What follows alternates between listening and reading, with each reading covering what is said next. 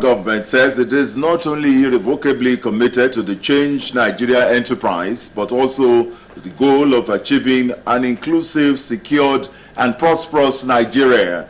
President Muhammadu Buhari stated this while receiving in audience a special delegation from Nasarawa State led by Governor Abdullahi Sule. Described as his political laboratory, Nasarawa is the only state in Nigeria to elect a governor under the CPC by resisting what the president called all the riggings of the powers that be at that time. Consequently, for keeping faith with his ideals, both in good and difficult times, President Buhari said he would never forget their genuine commitment and love. I am pleased to hear from Your Excellency's remarks that the federal government's projects in Nasarawa State are positively impacting on your citizens. I must commend the steadfastness, the commitment, and the enormous hard work of Senator Tanko and Mukura, who identified with our project from the word go.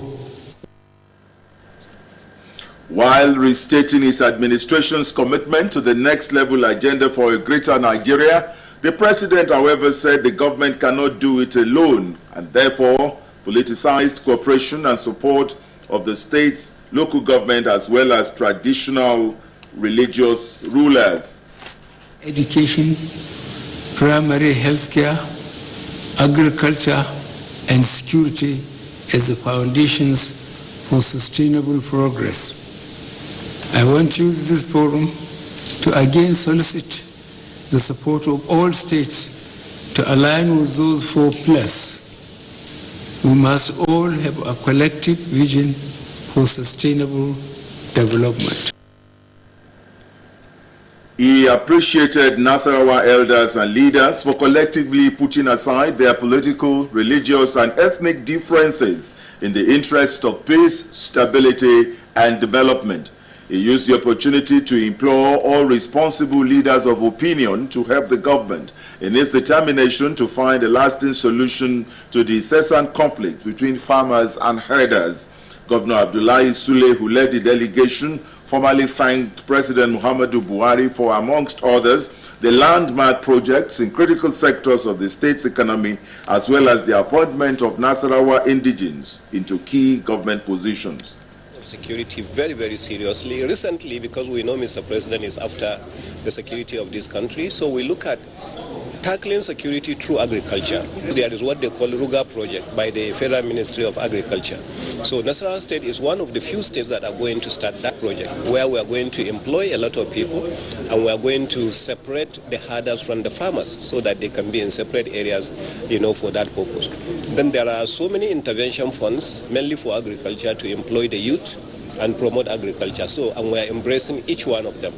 But we are also coming up with a bill where we are involving our traditional rulers, to be part and parcel of security of their various domains. You can see the smile on the faces of the people of Nasarawa. This is reassuring the president of our commitment and loyalty towards him and his administration, that Nasarawa State will continue to maintain its own security and peace status so that Nigeria can be a good place for all of us.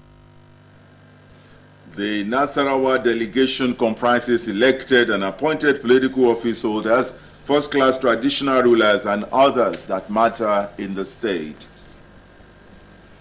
Governors from the Southwest geopolitical zone have converged for a stakeholder security summit towards addressing the growing tension of herdsmen terrorizing the region. The 6 governors at the summit said the level of insecurity called for a review of territorial openness and high consideration to implementation of state and community policing. Shemilore Amore has the details of the summit held at Theophilus Ogunlesi Hall, Ibadan. In addressing the daunting problem of insecurity in the Southwest region, the 6 state governors of the region, Yoruba leaders, security agencies, and other stakeholders converged on Ibadan for a security summit to address the security challenges confronting the region. The host governor, Engineer Seyi Makinde, stresses the need to strengthen the judicial system towards reducing criminal activities You will agree with me that the advantages of community policing far outweigh whatever fears people may be expressing against it. We have reached that point in our national consciousness where we can no longer tarry. The time to act is now. Ogun State Governor Prince Dapo Abiodun at the event reiterates that the region cannot continue to be emotive, hence the need to give consideration to implementation of state and community policing. What is more important is that peace and security is not just a one-man business. It does require a collaborative effort. It's important that we recent event in the Southwest, it has shown that the government and our people have an urgent need to take collaborative action in view of the new insurgence of criminality. And kidnapping have become very incessant along the southwestern sub-region. Governor Rotimi Akeredolu, who is the chairman of the Southwest Governors Forum, and his counterparts called for urgent action against the activities of herdsmen which has put the region under siege.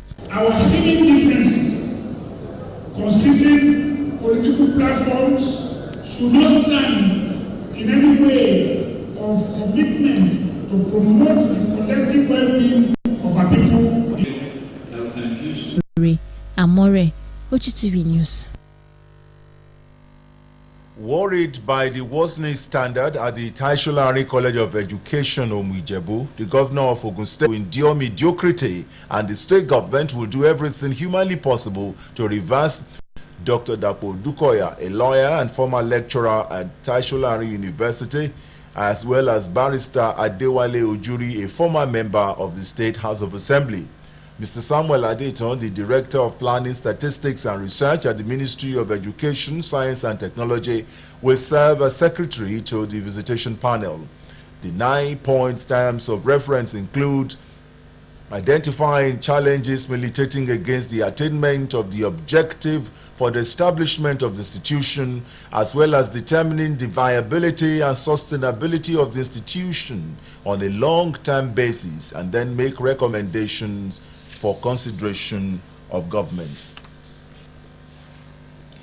Universities across the geopolitical zones of the country must remain committed to the improvement of intellectual capacity for socio-economic growth and development of the nation. This was the view of some Nigerians who spoke with our reporter Yusuf Ganiyu on the recent statement of the Registrar of the Joint Admissions and Matriculations Board, JAMB, that no new university should be licensed by the federal government. His report. Education is pivotal to the socio-economic growth and development of any nation.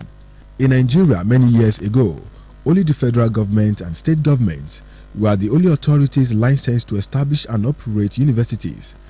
Until a few years back, that license were being granted individuals, corporate bodies and religious bodies to establish private universities. According to the National Universities Commission (NUC), the country has 43 federal universities, 48 state universities and 79 private universities. Despite this, there are still demands for more.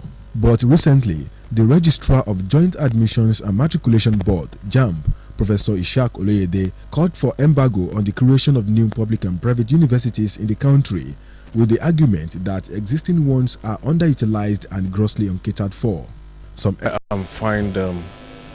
allow these universities, those that have been licensed, either to live up to standard or withdraw their license. Granting more license to me is like adding too much water into an already spoiled brew, which makes it watery. They are also of the opinion that Nigerian education needs to be standardized, with the need to widen access to higher education for Nigerian youths and for socio-economic growth of the nation. It's like a race. I think we should expand it so that the educational system in Nigeria can catch up properly and become really standardized. According to them, there is need for more funding of education, with a large percentage of the national budget devoted to the sector. Yusuf Ganiyu, Ogtv News. Still to come in the news, Vice President Osinbajo highlights investment opportunities in Nigeria to the international community. More news and reports after the break.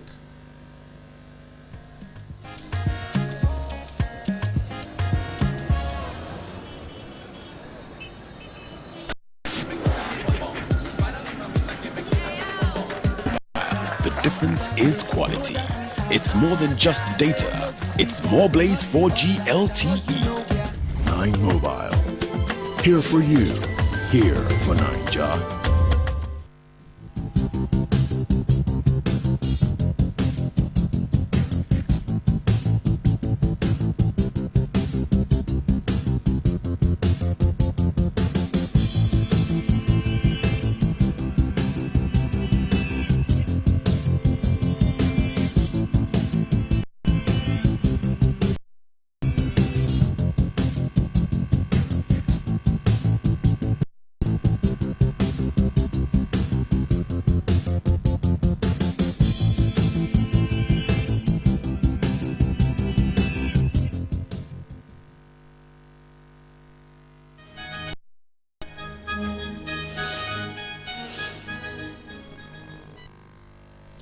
You're welcome back. There is the need for invention of all your public primary schools. This forms the basis for the celebration of the event and control the spread of many diseases. Good hand hygiene will help reduce the risk of some healthcare associated infections in the society. Charity James in this special report takes a look at the importance of hand washing to healthy living. Hand washing, also known as hand hygiene, is the act of cleaning hands for the purpose of removing soil, dirt and microorganisms. Hand washing is therefore quite important in that it helps avoid getting sick and reduce the spread of germs to others. Many diseases are spread by not washing hands with soap and a clean running water. Hand washing, I'll say, is very important because if you look at it, you use in a day. Imagine how many objects you touch with your hands. And I can tell you that most of these objects carry millions of bacteria. Even this clothes that we wear, it will surprise you to know how many bacteria lives on this clothes, which if you don't wash your hand properly, to either kill them or to make them to become ineffective, you use such hand to take food into your mouth, it can be injurious to your body. And these things, that's why you begin to have things like diarrhea, you begin to have things like vomiting, high temperature, and all these kind of ailments and begin to set in. As easy as it sounds, hand washing has procedures which starts by wetting the hands with water till the end is dried with a clean towel or cloth. It is very essential to use a soap and a running water to wash our hands, and most especially a disinfectant soap to wash our hand. After a procedure, the next thing is you have to wash your hand. After a procedure, and if you don't wash your hand, that means your procedure is not complete. Although it can prevent infection and save lives, good hand hygiene is not widespread in the society, hence the advice for Nigerians to practice hand washing at every point in time. The most important thing, irrespective of your job, hand washing is important. It's as important as the food that you want to eat. Because if you don't wash your hand and you want to eat the highest protein, the infection in your hand can contaminate the food and make it a poison. So it is important to wash our hands every time. It doesn't have a particular time.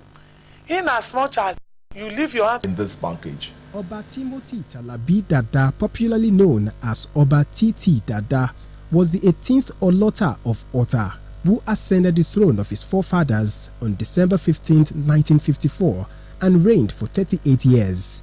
History speaks for itself as a book titled Ota Awori Kingdom, Synopsis and Biography of Oba Titi Dada was unveiled for the upcoming generation to learn from the past. The current Olota of Ota, Oba Professor Adeyemi Abdulkabir Obalanlege, speaks glowingly about the late monarch. Today, I'm very sure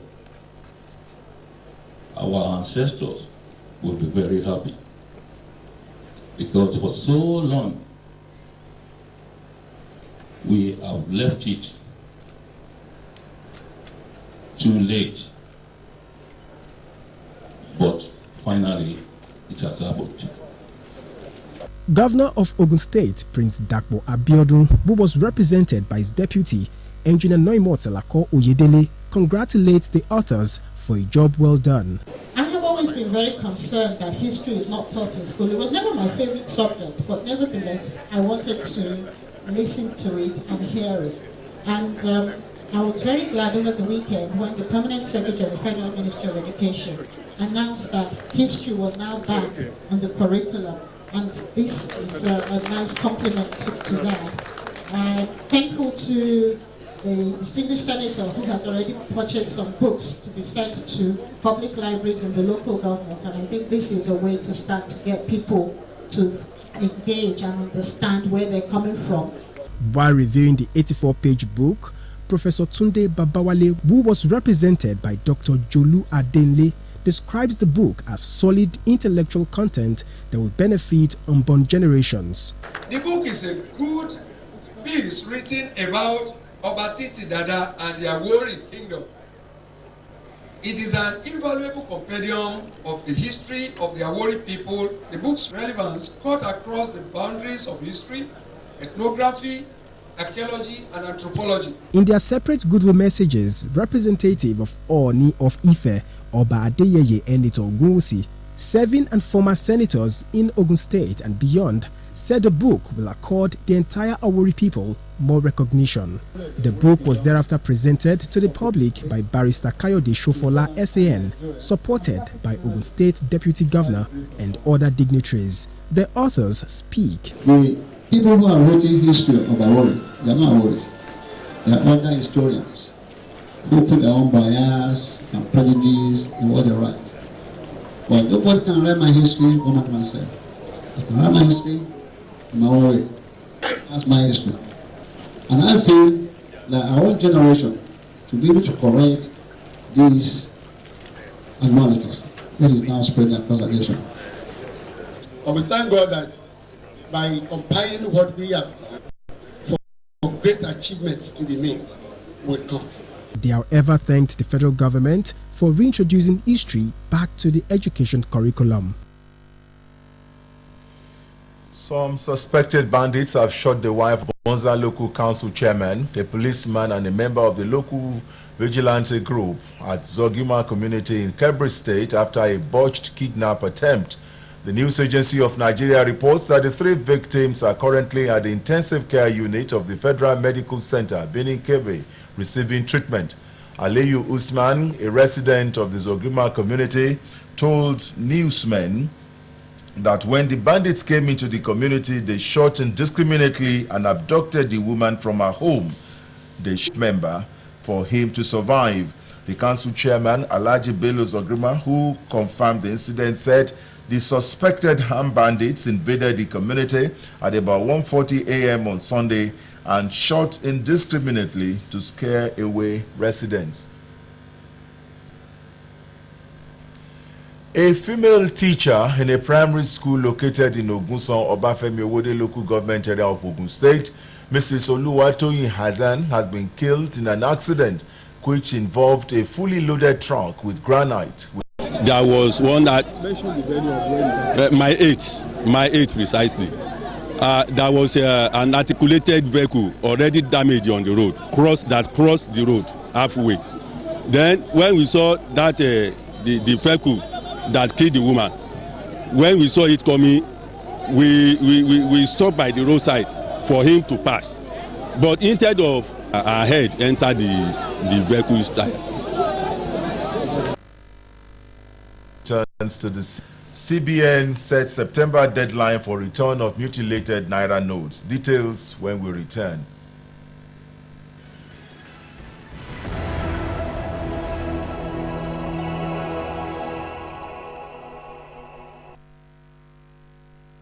CBN, Isaac Okarafo disclosed this at a one-day interactive session with Southwest stakeholders in Lagos.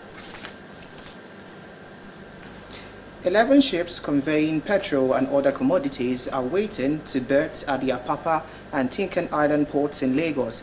The Nigerian Port Authority has said the authority made the disclosure in its daily publication Shipping Position. 5 of the 11 vessels are waiting to berth with petrol, while 6 will berth with container and fertilizer. NPA 29. Vision under the National Integrated sat idle. Electricity generation has been hovering around 2,600 megawatts and 3,800 megawatts as of 6 a.m. every day since the start of this month, according to data. It plunged to 2,692.7 megawatts on June 7. 7 plants, namely Afam, Alogi NIPP, Olorunshogo NIPP, Agbari NIPP, Akpia NIPP, AES NIPP, and ASCO NIPP, did not generate any megawatts of electricity as of 6 in the morning on Monday so far this month at that time of the day. And that's it on business news. The rest of the news continues shortly.